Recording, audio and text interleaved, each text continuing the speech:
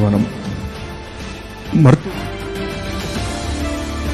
தமிழ்நாட்டிற்கு நீட் தேர்வு முறையிலிருந்து விலக்கு அளிப்பதற்காக தமிழ்நாடு சட்டமன்ற பேரவை நிறைவேற்றிய சட்ட முன்வடிவிற்கு மாண்புமிகு குடியரசுத் தலைவர் அவர்கள் ஒப்புதல் தர மறுத்துள்ள நிலையில் இந்த விலக்கை பெறுவதற்காக தமிழ்நாடு அரசு தொடர்ந்து சட்ட போராட்டத்தை நடத்த வேண்டும் என்று இந்த அனைத்து கட்சி கூட்டம் ஒருமனதாக தீர்மானிக்கின்றது.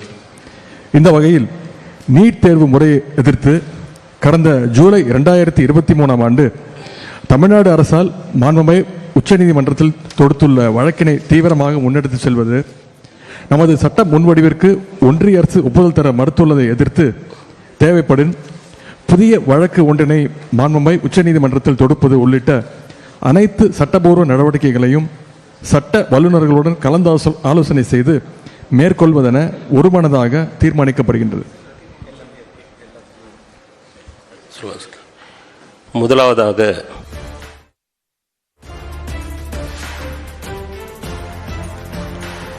நீட் விலக்கு தொடர்பான சட்ட போராட்டம் தொடரும் என தெரிவிக்கப்பட்டிருக்கிறது. நீட் தொடர்பாக சட்டமன்ற கட்சி தலைவர்கள் கூட்டம் தற்போது முதலமைச்சர் மு க ஸ்டாலின் தலைமையில் நடைபெற்று வருகிறது. அந்த வகையில் தற்போது அந்த கூட்டத்தில் முதலமைச்சர் மு க ஸ்டாலின் உரையாற்றி இருக்கிறார்.